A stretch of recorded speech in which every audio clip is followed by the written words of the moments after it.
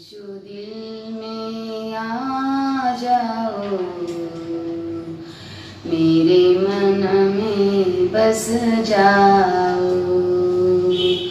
यीशु दिल में आ जाओ, मेरे मन में बस जाओ। इस मन में अंधेरा है, यीशु आकर दीप जला दे। इस मन में अंधेरा है, यीशु आकर दीप जला दे।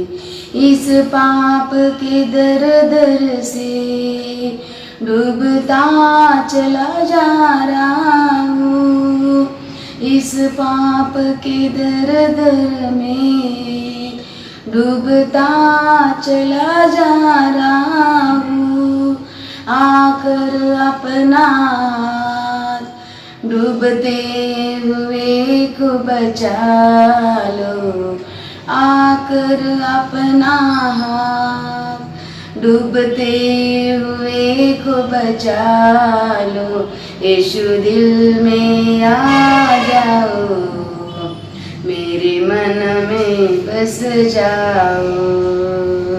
यीशु दिल में आ जाओ, मेरे मन में बस जाओ।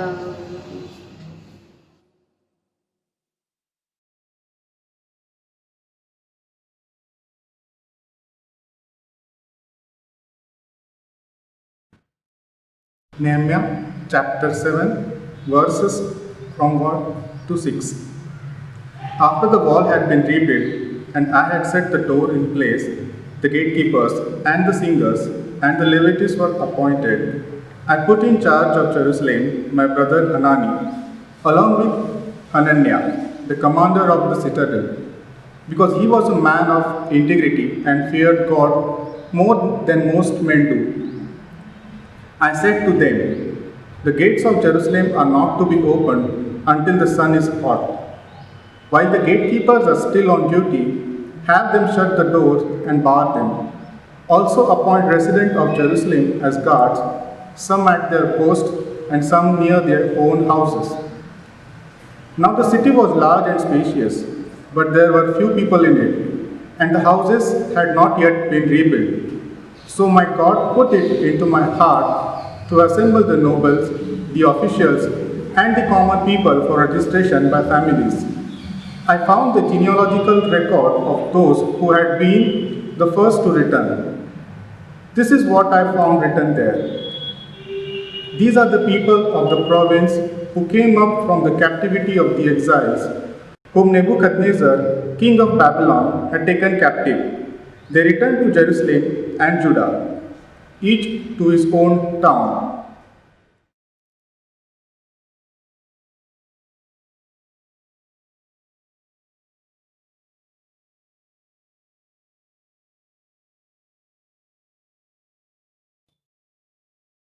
Shalom. How are you all? It's nice to meet you all once again on the second Sunday of this new year 2021. God has brought us thus far. And let's praise God for His faithfulness, His goodness. The situation is not so good, not very encouraging around us. Yet, the Lord is with us and He will carry us through. That is the promise of God. God never said you will not have troubles. He said you will have troubles, but don't worry, I am with you. So His presence is something that is what we require. And in this new year, as we have started on 1st of January, I'm sure that many of you were able to join the worship in the church or at home through the Zoom. And the Lord has led us. And these days, God is guiding us, leading us, blessing us. So let's praise God. Last year, we started the study in the book of Nehemiah. And during this Christmas celebration and New Year celebration, we took a break and we had other topics to discuss. And once again, let's go back to the book of Nehemiah, and I'm sure the Lord has wonderful things in store for us. I've been traveling around and I've been meeting many people, and I was very delighted when people share with me that they are sending this link to different people, that they are forwarding this link to their relatives, their friends. And so I realized that many people whom I don't know, whom I have never met, they are joining our time of worship. And the Lord is blessing them. And it is just wonderful. I am so encouraged. And I realize that our labor is not vain in the Lord. When we prayerfully minister to the people, the Lord is blessing the people through our time of worship and praise and study of God's word. So, all glory and honor to the Lord. I'm grateful to those of you who are joining us in this worship by way of reading the Bible, by praying, singing, and many other ways. Last Sunday we had different people, and my brother Peter is very creative, very innovative, and he gets people involved, and people are sending their videos. We are grateful to the children and their parents for taking part in our worship by presenting songs and Bible recitation and so on. I would like to encourage all the parents that you can ask your children to sing, to dance, to memorize Bible verses and take part in our worship. I visited 2 homes during my visit in Kolhapur, and in both the homes there were little children, and the parents said that they can recite Bible verses, they can sing, but when I requested them, they did not do that, because children do it according to their mood, so we have to depend on that. So when they are in the mood of singing or praying or whatever, reading, that is the opportunity we should take. And from the very early age, if you do that, that will help them, that will give them confidence to stand before the mic and sing or say or whatever, and that will help them grow in the Lord. So I would like to encourage parents, please help your children. Please encourage them to sing, encourage them to memorize Bible verses and say it. When we were young, we used to memorize so many scripture verses. Psalms, Psalm 23, 100, Psalm 1 and 91. So many passages from the Bible we used to memorize. And that was a very good practice. I was in the home of Atole family yesterday, and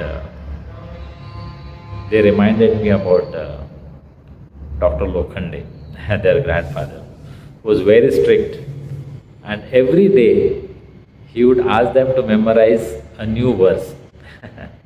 If they did not memorize, if they did not say the verse, they were punished. We don't find that discipline in our homes today. Many a times we don't have grandparents living with us. And so it is good that we encourage our children to memorize the Bible verses, sing spiritual songs. They probably know the film songs. They probably hear again and again, so they know the film songs. But what about spiritual songs? So you teach them spiritual songs, let them sing. And so let's encourage our children, and let us encourage ourselves that we take part. I would like many of you to take part in our worship. Even Bible reading, that also is a skill. And we want many of you to take part in Bible reading. I was glad that last time we had Reverend Premal Avsarmal from US. He is a pastor of the Nazarene Church. and he led us in the prayer, beautiful prayer. And I want many of you to do that. Help us take part in our worship and lead us in prayer. We had Nathan and Natali do the choreography, and children are so talented. Let's use the children. Let's encourage them to take part in our worship. This church where I am recording, just some time ago, there were a few young people who came here. They sang songs, they read the Bible, and then they prayed together. And I asked them how often they do that. And they said every day, every day 7 o'clock they come here, spend time, at least half an hour they spend in the presence of God. I was so encouraged. What a blessing to the church when the young people are willing to spare time, come into the house of God, pray together. Young people are very busy. I know some churches, young people come together and practice for the worship. But that is a different thing. Here, they just come here to spend time in the presence of God. So they sing. They are not probably very professional singers as such, but they play instrument, they sing, they pray together, and I was so impressed. And I wish that every church will have something like this, that the young people gather together for prayer and studying the Word of God. And that is the strength of the church. And I hope that every church will encourage the young people, the children, to gather together in the church, to pray, to sing for the glory of God. I'm grateful to all of you for praying so sincerely, and I'm so encouraged. Some of you are taking part, some of you are contributing financially, and I'm so grateful for your contribution, your support for our ministry. God willing, I will be preaching on Rofe TV channel, Hope TV channel. Once every week, I'll be sharing the Word of God. And I believe this is the door that the Lord has opened. And I'm grateful to Brother Mayank Noel, who has introduced me to this ministry. And we have to contribute for this broadcast. We have to share the expenses. And through your gifts and donations, I am able to do that. So I'm grateful to you for that. Remember me in your prayer as a minister. God gave me the opportunity to share God's word in different places.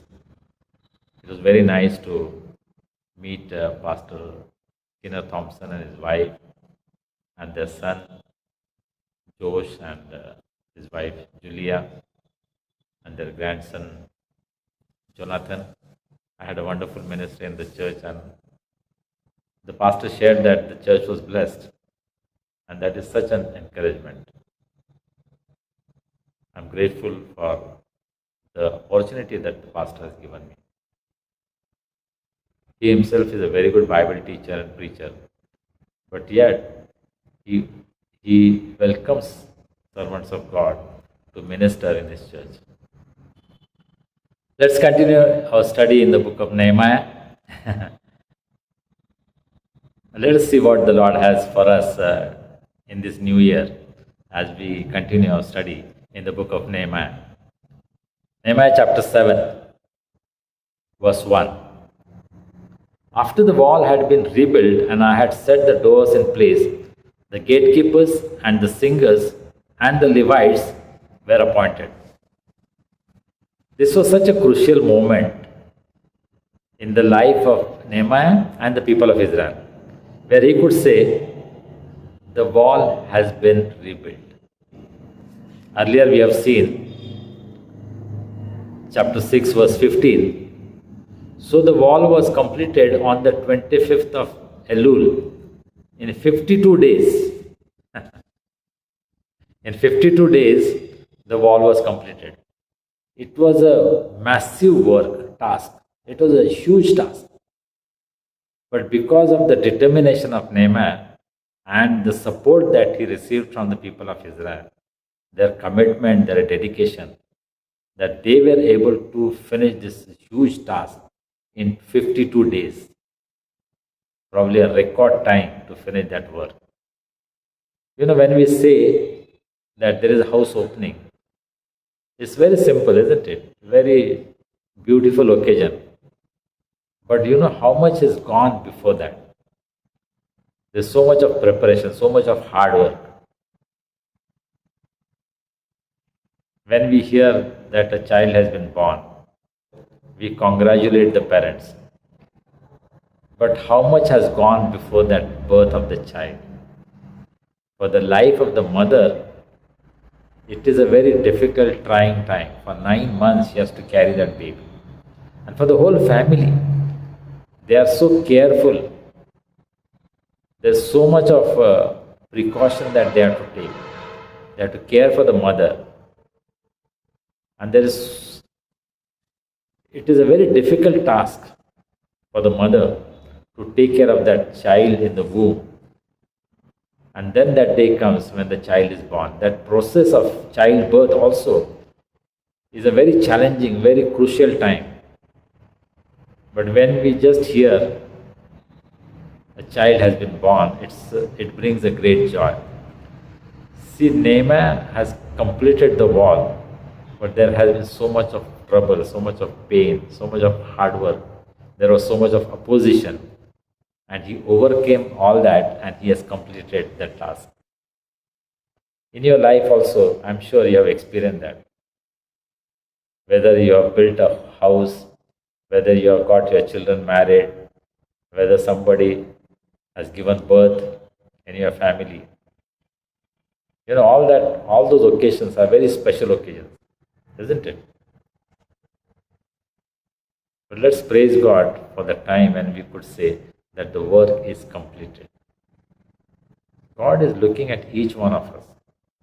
He has a work that He wants to complete in our lives.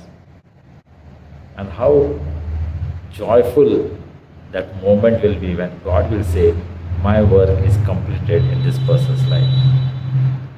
He is satisfied with what he has done, what he has achieved in my life, in our lives.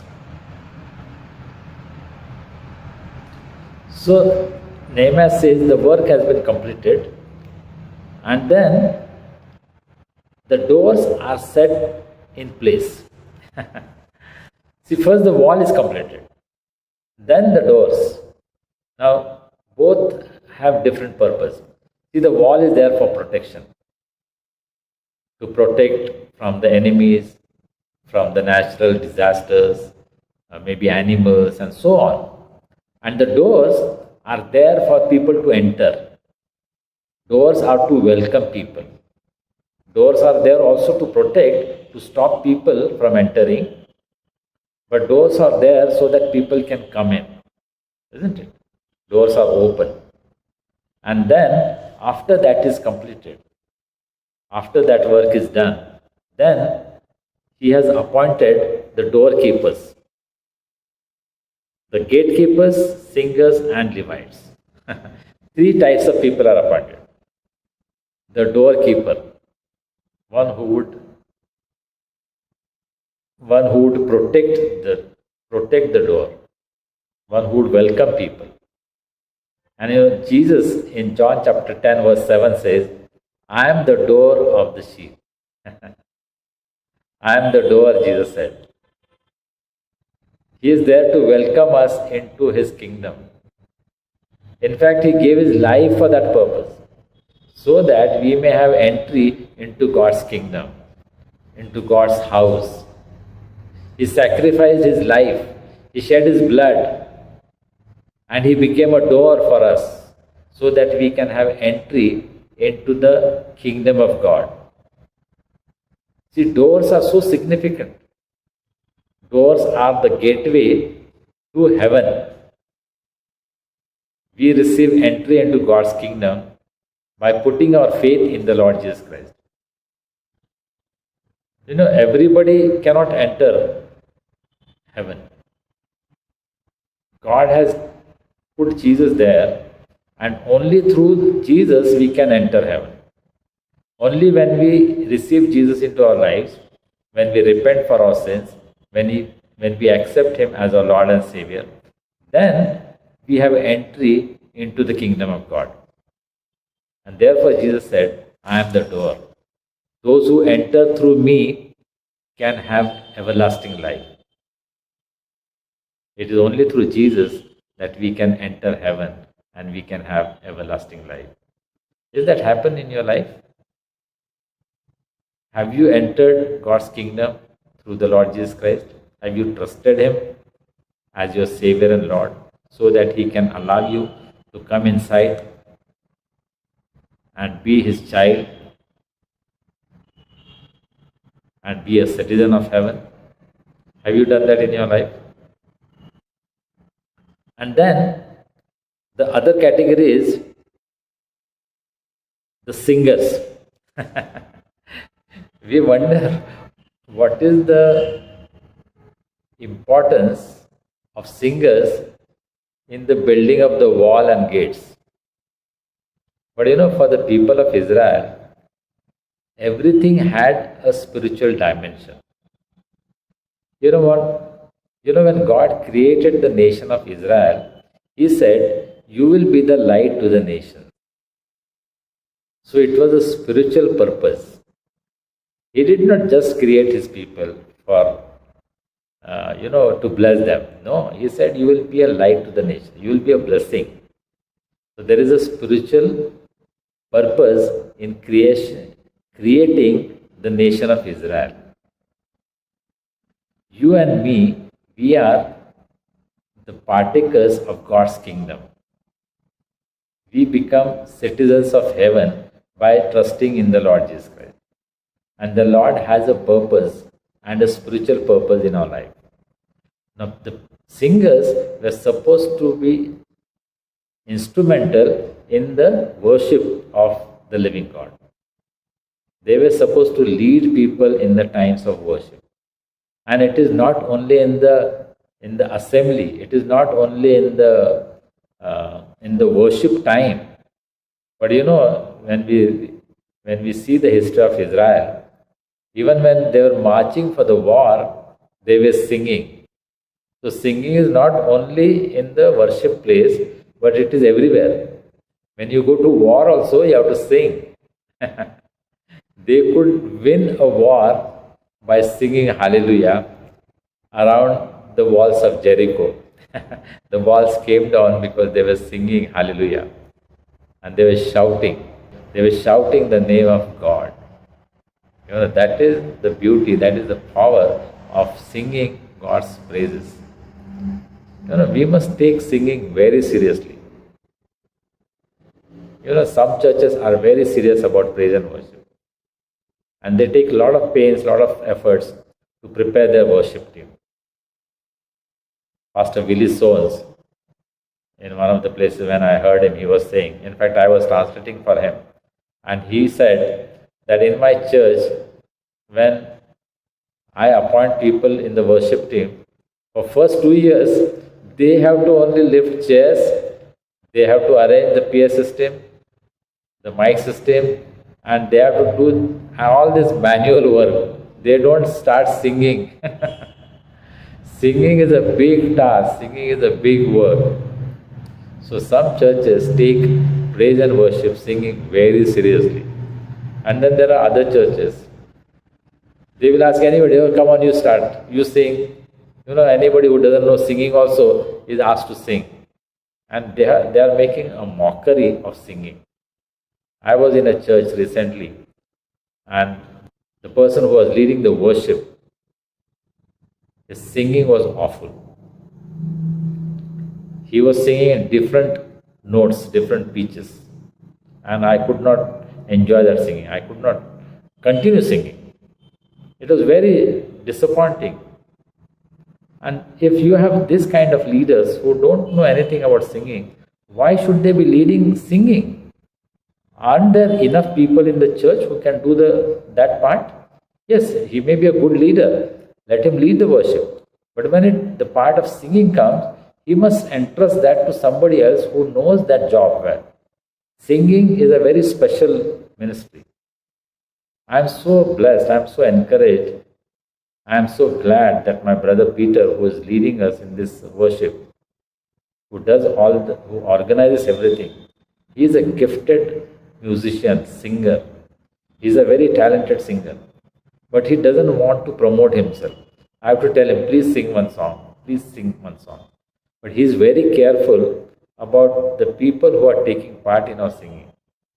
He expects perfection.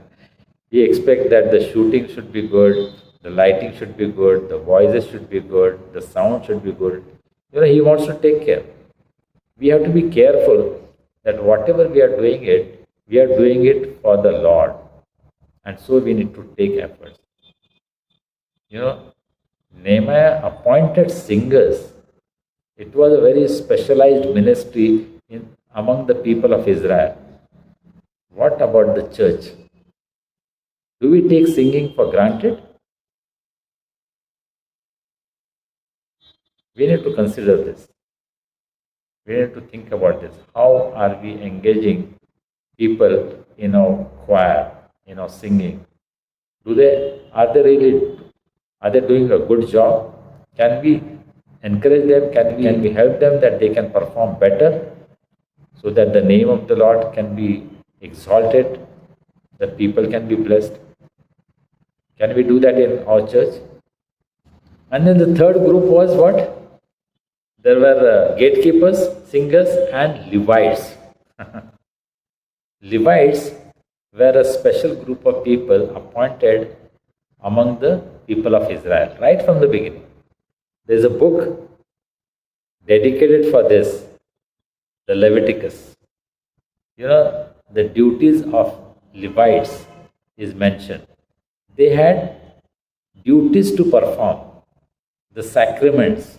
The people of Israel were asked to do different sacraments for the Lord. And the Levites were trained to lead people in those sacraments. It was not to be taken lightly. Sometimes we take some things very lightly in the church, whether it is Holy Communion, whether it is baptism, whether it is ordination of elders, or whatever. Do we take that very seriously? The people of Israel chose the Levites who were dedicated for that work. And today we need people who are committed for those specific jobs. They must be given special training. They must be given special attention. They must be supported.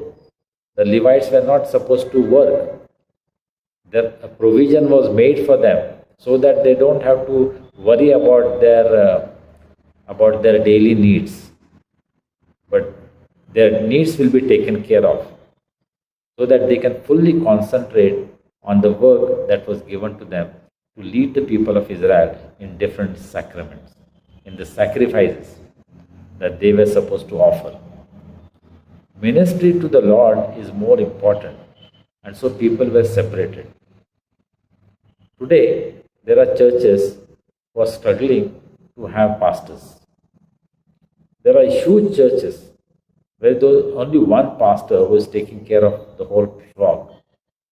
So spiritually, people will be undernourished. People will be neglected because how much one man can do? People expect too much from the pastors. He is a human being. He has his limitation. How much work can you expect him to do? There are churches who can have 10 pastors, but there is hardly one pastor or two pastors. How can they take care of the spiritual needs of people? So we must learn to invest in people. We must train people so that they could help us in our ministry. I am very happy that in many churches, for example, New Life Fellowship, so many people are involved in the ministry, whether they are full-time or they are part-time or whatever, but they are committed. Even the worship team, they are totally committed to the church. They will spend time and they will come and prepare themselves for the ministry. This church, Dr. Lokhande Memorial Church, Jaisingpur, where I am doing my recording, this evening there were 4 young people. They came here and they were singing, they were praying, and they were reading the Bible. And I asked them that is that a special occasion today? They said, no, every day we come here and we spend time in the presence of God. It is not an official program of the church, but these young people are so inspired. They just want to come in the house of God and spend time at the feet of the Lord. I was greatly encouraged. This church has a great future because there are young people who are willing to sacrifice their time. They could go elsewhere. We see young people at the street corners, chit-chatting, making fun, and all kinds of stupid things young people are doing. But see, these young people, they have come into the church, they are spending time, they are kneeling down, praying. What a beautiful future of this church. Do we have young people in our church who are doing this? Or do they come only officially when there is a choir practice, when there is some program, when there is a need for them to do decoration? Only on certain occasions we remember the young people. I find in some churches, the worship team is there, young people are there, they sing, and after that they disappear. They are not found in the church. They go elsewhere, maybe having tea somewhere or chit-chatting. That is not ministry. They are just performing. They are doing their duty of singing and going out of the church. This is a very sad picture. This singing, doing ministry in the church is such an important task. And Nehemiah appointed people specifically, gatekeepers, singers, Levites, and we need that today in our churches. We need that.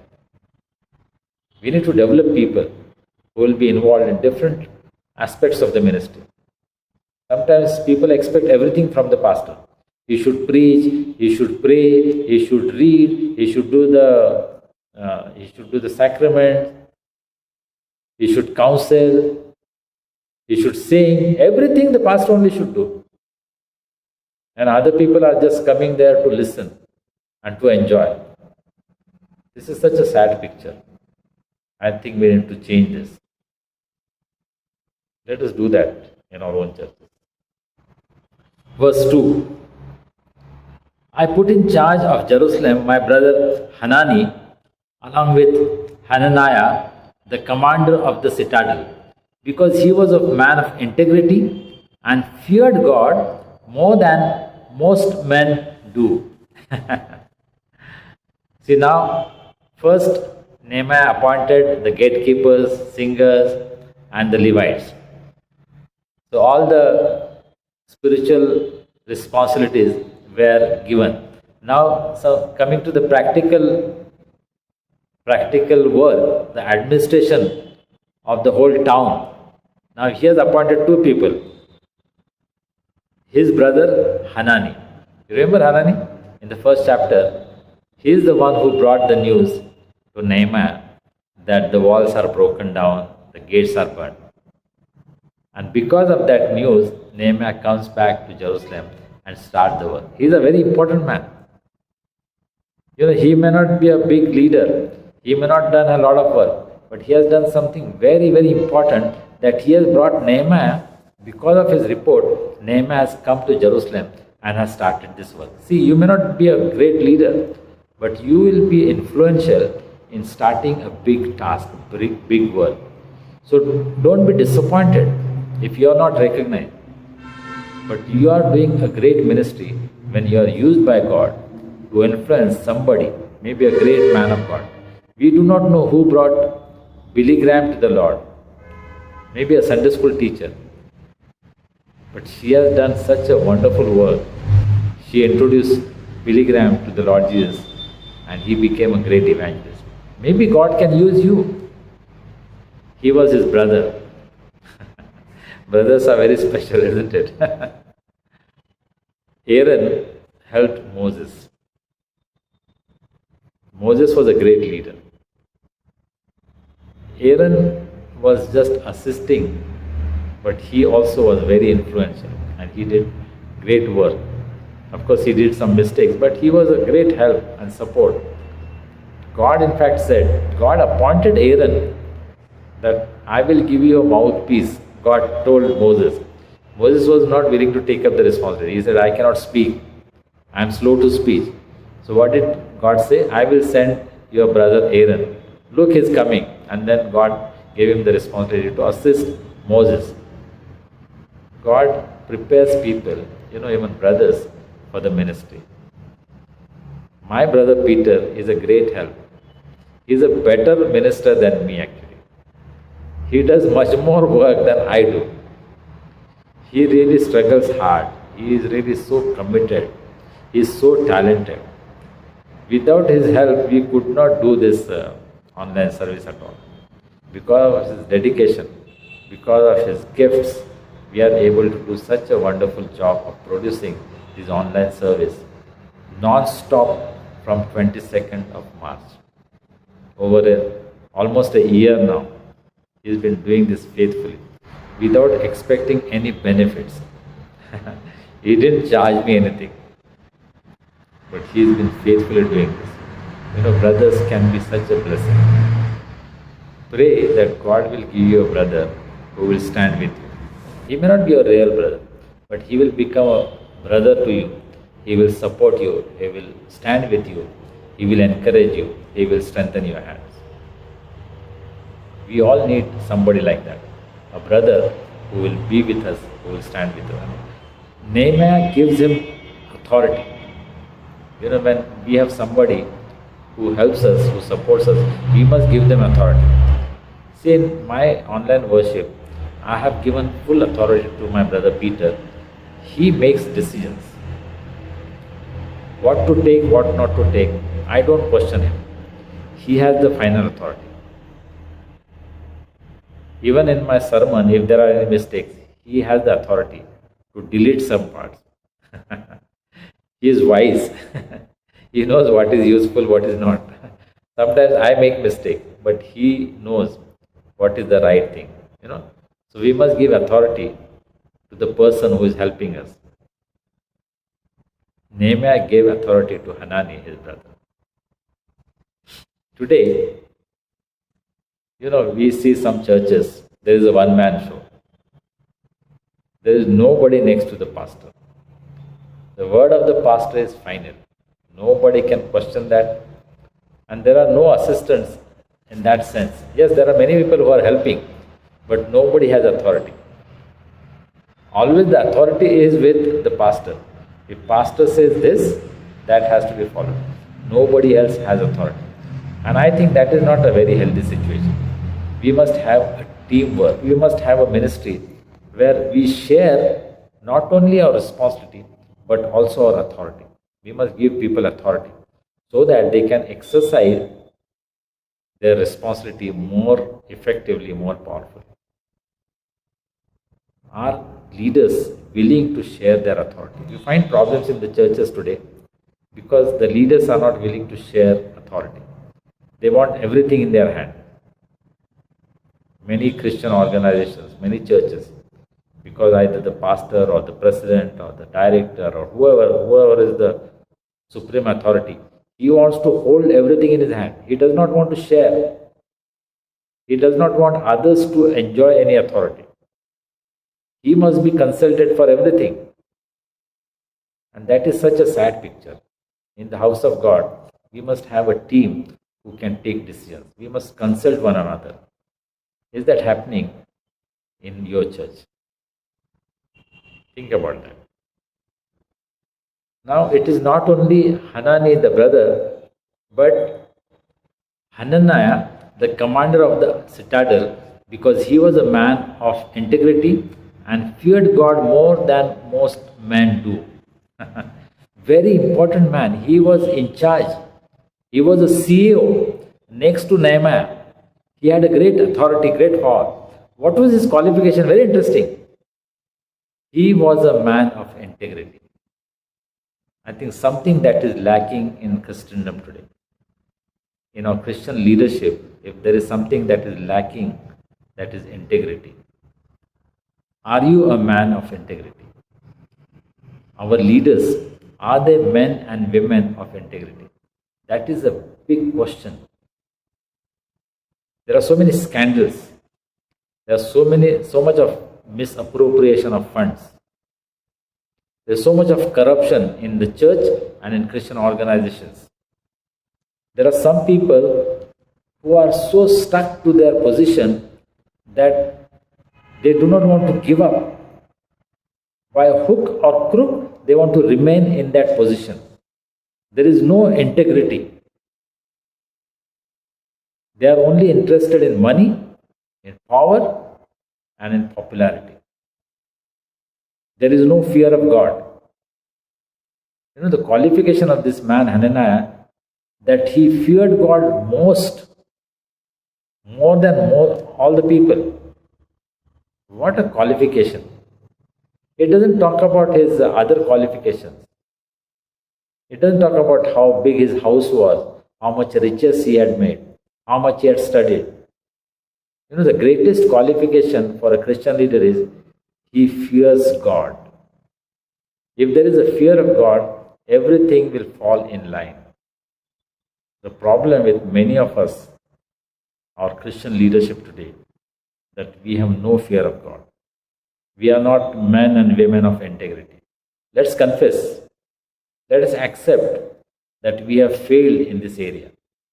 And therefore, there are problems in our Christian organization, in our churches, because we have this disastrous situation where the leaders have absolutely no fear of God. They have no fear of men.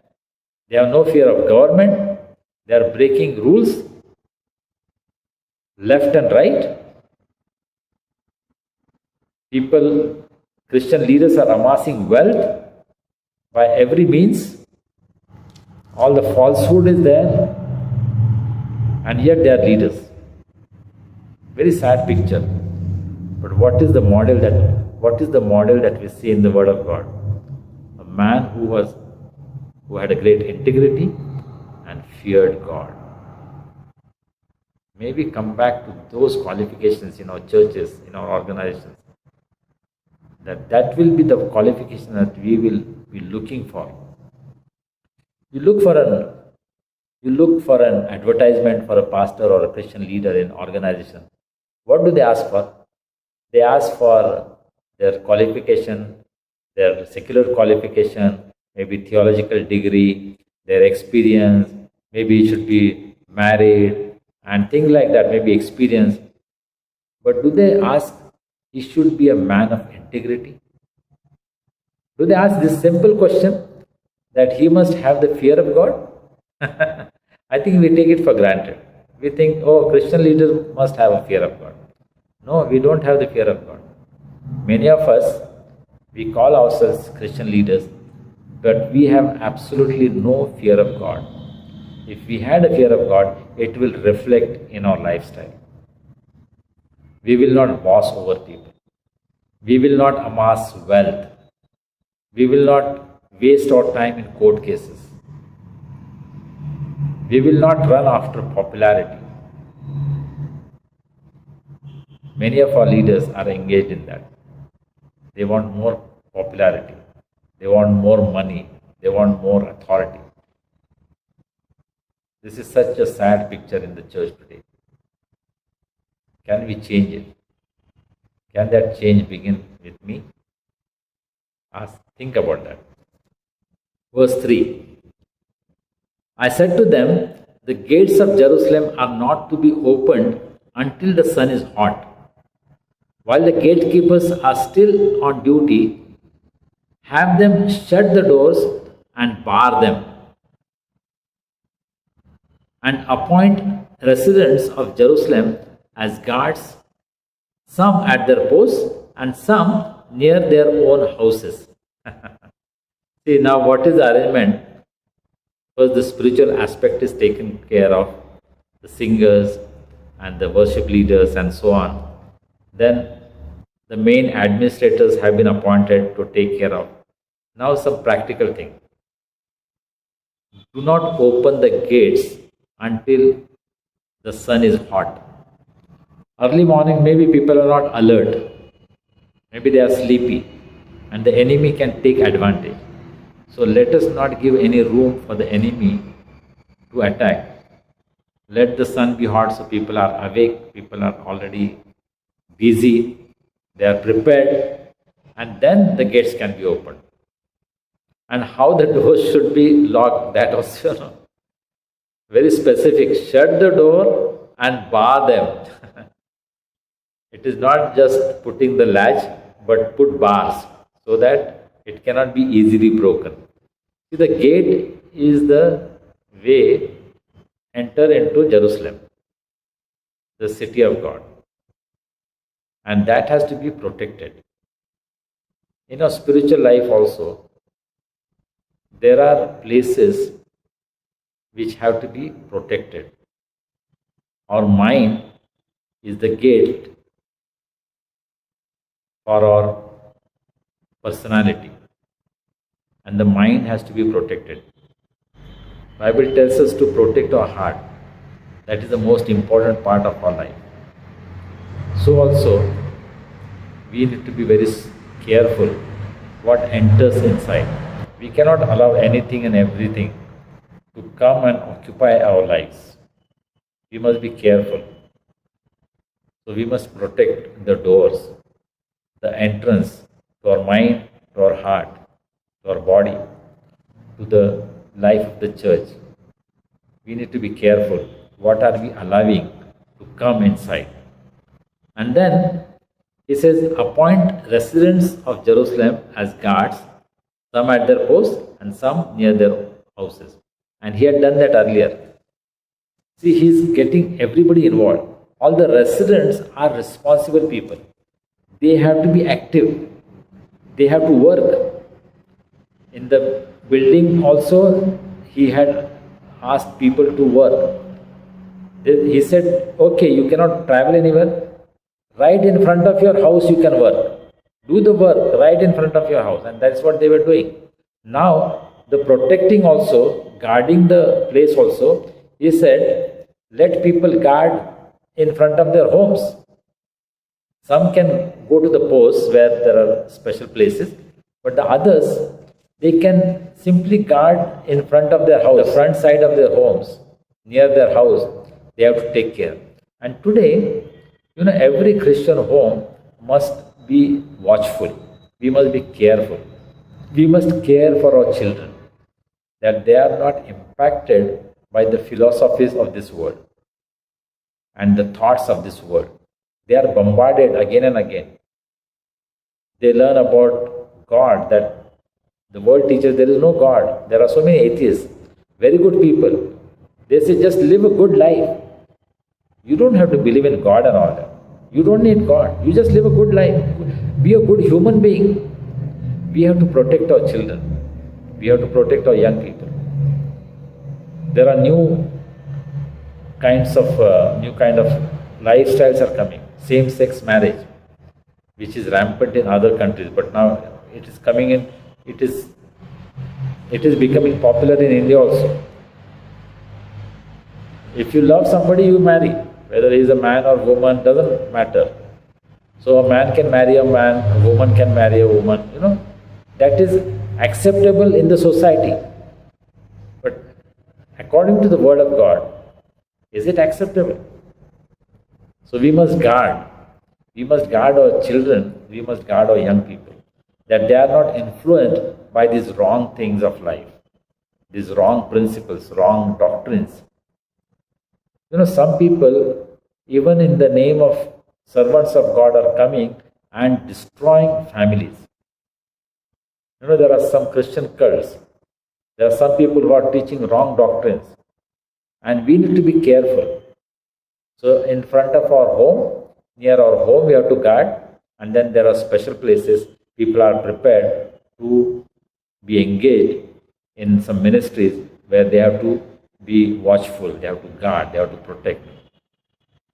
Are you involved in this ministry of guarding your home, your city.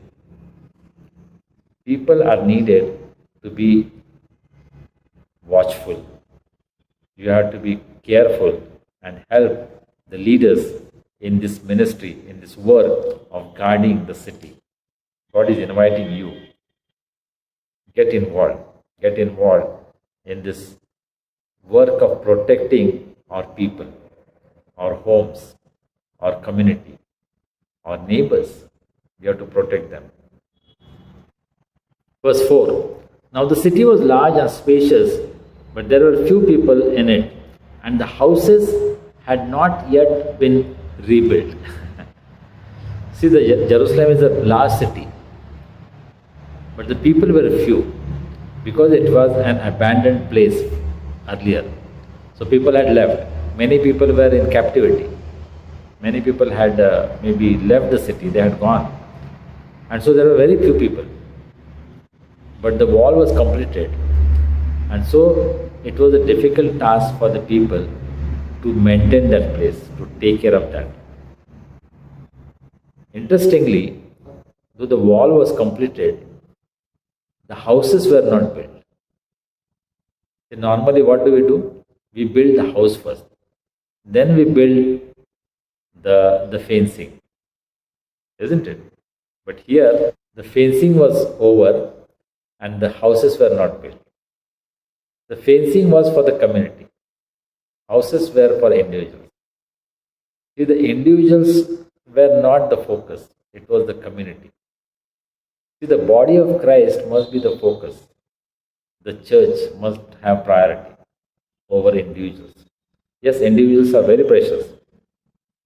David wanted to build the house of God because he said, how can I live in a mansion when the tabernacle of God is in the tent? He was concerned about the house of God. God did not allow him to build the temple. He gave that responsibility to his son Solomon. But we see from the Psalms how David was passionate about the temple of God. He mentioned that so many times. And he said, I want to be a doorkeeper in the house of God. See, that was his desire. For him, the house of God was the focus of his life. In our lives also, the house of God is the church, the body of Christ. It is not just the building. I'm not talking about the building. But it is the people of God. What place the people of God have in your life? Are you concerned about it? Are you passionate about the church? I say this many times, but sometimes we think that by attending church or by giving to the church, we are doing a great favor to God or to the pastor. We are not doing any great favor. It is a privilege that we can attend the church. It is a privilege that we can contribute for the work of the Lord. And how serious are we about the house of God? What is our contribution for building the body of Christ? Are we sacrificing anything? Are we willing to work hard? Are we willing to support the pastor and the elders and our church for the ministry that they are doing? Are we standing with them? Or are we engaged in our own personal matters?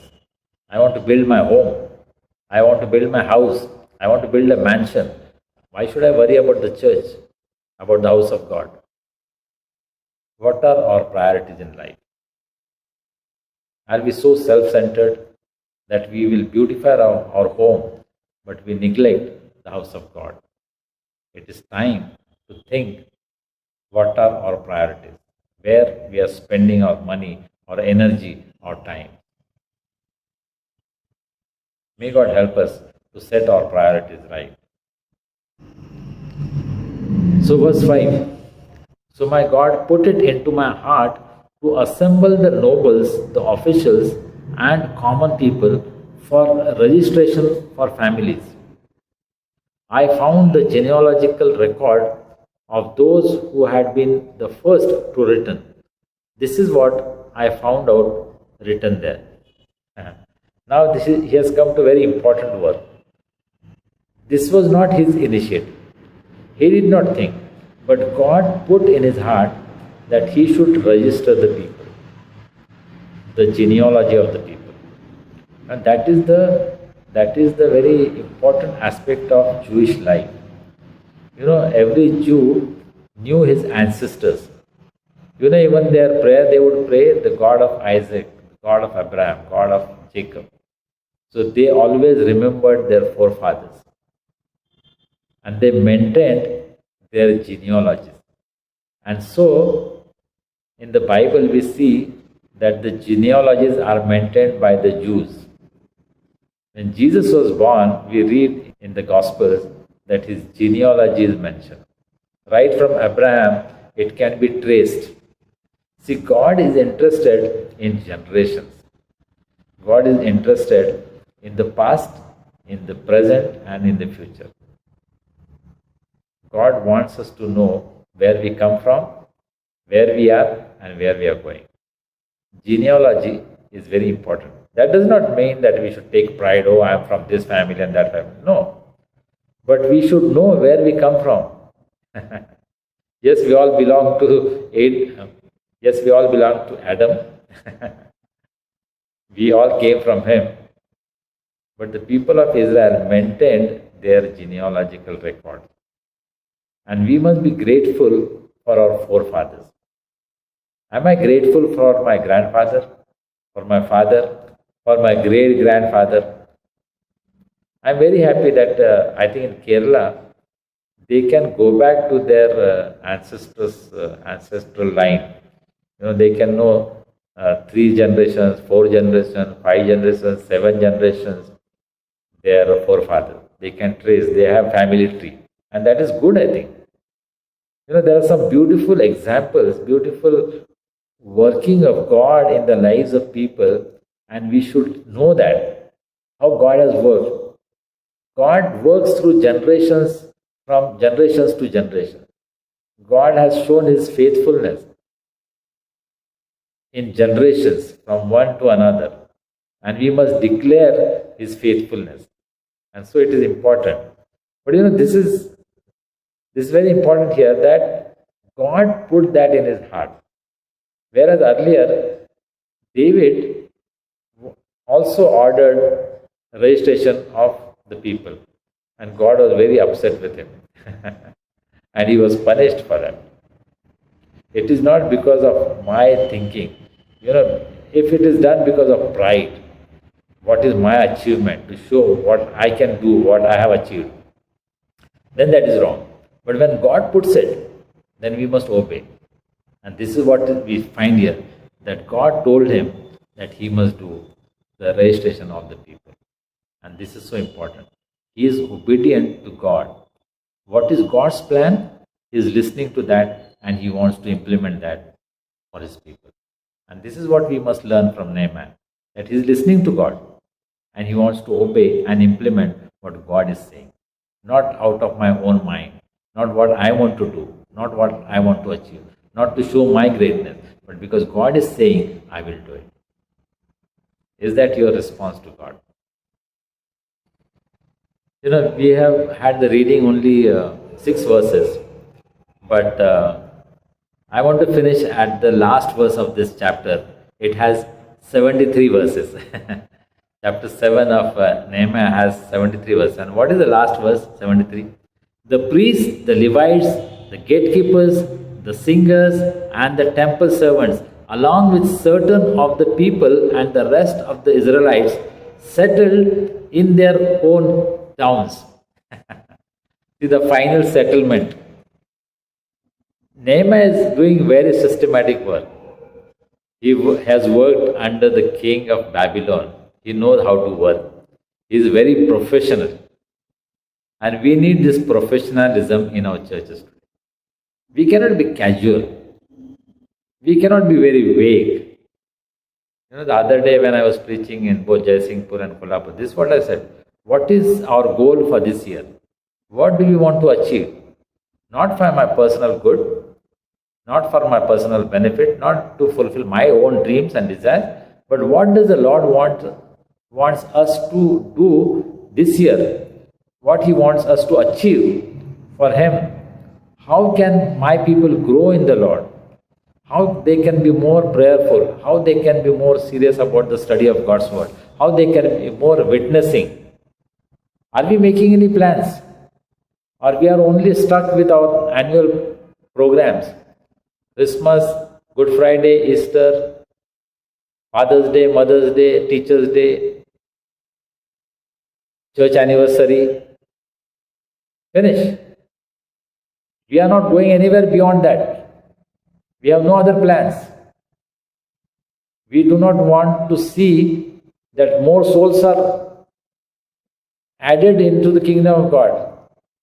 How our church membership can grow, not only in number, but spiritually, how my church is growing.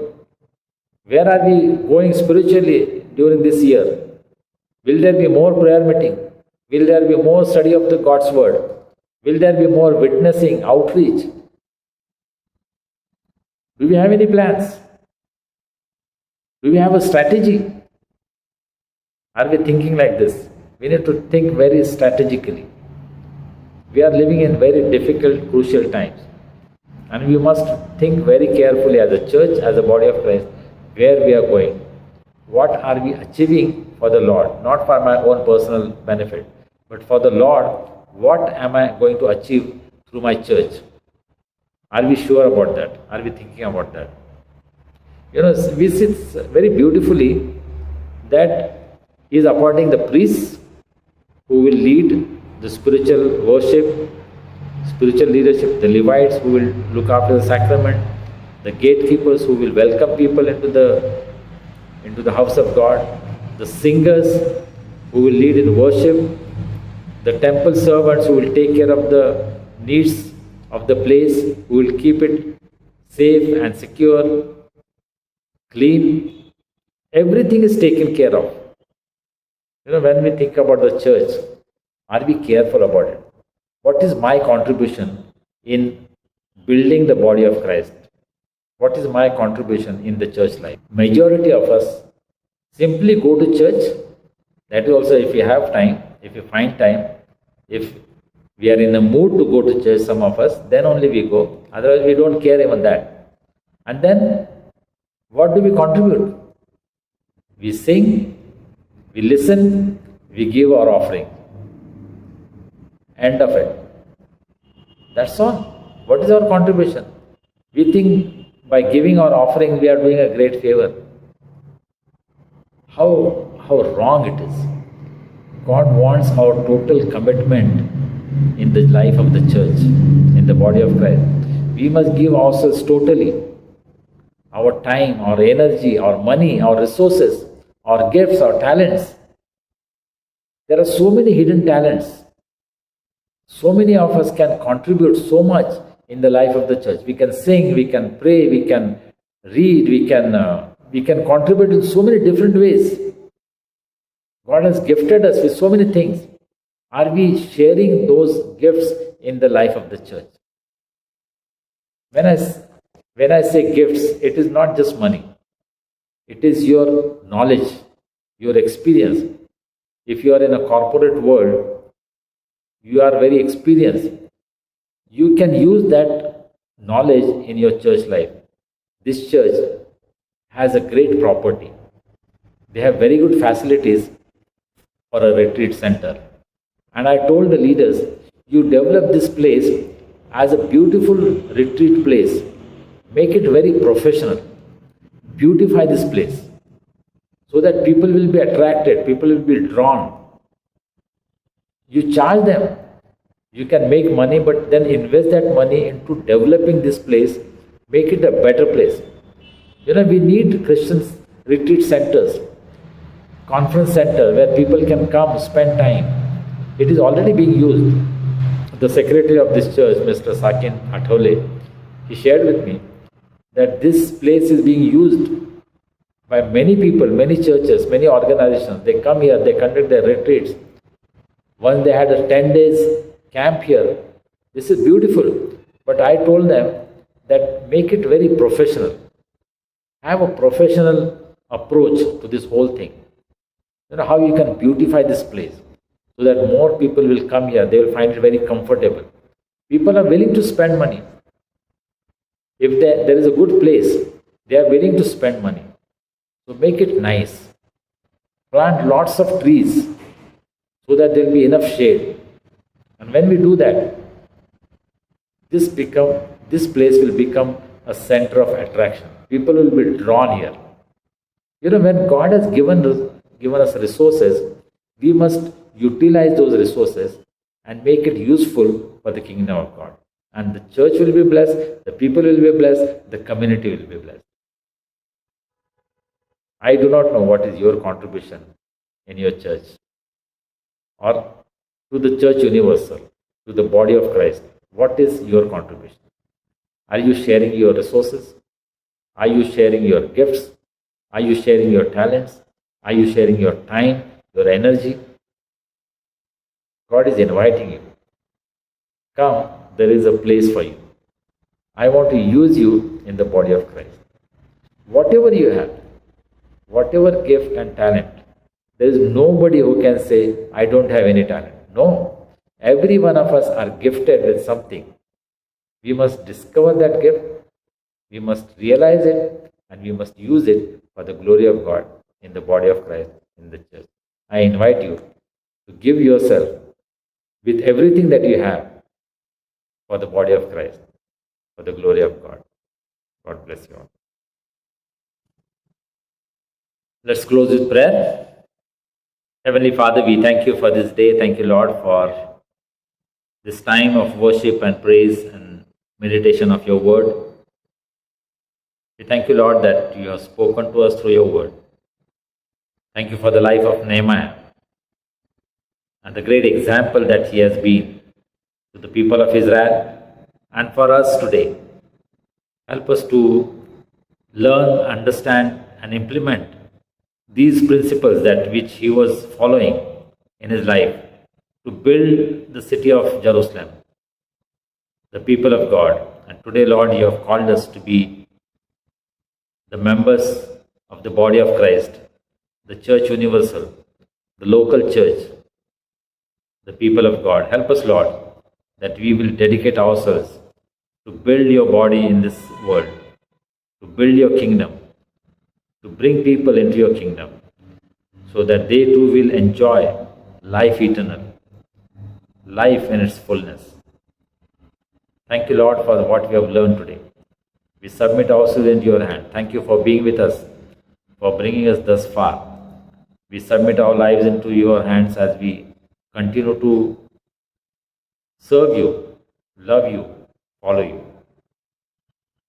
We thank you for people who are working hard for our safety, the police, the staff in the hospital, the doctors, nurses, paramedical staff, and all those who are risking their lives for our sake. We thank you for them, for their dedication. We commit them into your hands. Keep them safe, Lord. Keep their families safe. Take care of their needs. And use them, Lord, as a blessing for the world, for the people, for the community. We pray for our nation and nations around the world, that you will bless the leadership of every nation, that they will be people of integrity, people who will have the fear of God in their life, that they will walk the path of truth and righteousness, that there will be peace and harmony in our nations. We thank you for the farmers who work hard for us, who labor, to sacrifice so much so that we can have food on our table. Bless them, Lord. Keep them safe. We pray for the farmers in our country who are agitating. Lord, that you will keep them safe. Pray that their demands will be met, that you will satisfy them with everything that they need in their life, that you will take care of them. We thank you for everybody who has taken part in our worship, that you will bless them. We thank you for people who are supporting us, who are praying for us, for contributing for our ministry. Bless their lives, Lord. Provide their needs and make them a blessing for others. We pray for those who are celebrating their birthdays, wedding anniversaries, that you will bless their lives. You will take care of all their needs. Let this year bring many blessings in their lives. And Lord, make them a blessing for others. We thank you and praise you for everything. We submit our lives afresh into your hands, Lord. Keep us safe. Keep us in good health. Bring us back again so that we can worship you, we can learn from your word, and we can walk in your ways. We give you all glory, honor, and praise, and pray this prayer in Jesus' precious name. Amen. Let's say the Lord's Prayer. Our Father, who art in heaven, hallowed be thy name. Thy kingdom come. Thy will be done in earth as it is in heaven. Give us this day our daily bread. Forgive us our trespasses, as we forgive those who trespass against us. Lead us not into temptation, but deliver us from evil. For thine is the kingdom, the power, and the glory, forever and ever. Amen. And now the grace of our Lord Jesus Christ, the love of God, and the fellowship of the Holy Spirit rest and abide with each and every one of us, our families, and all God's people everywhere, both now and forever. Amen.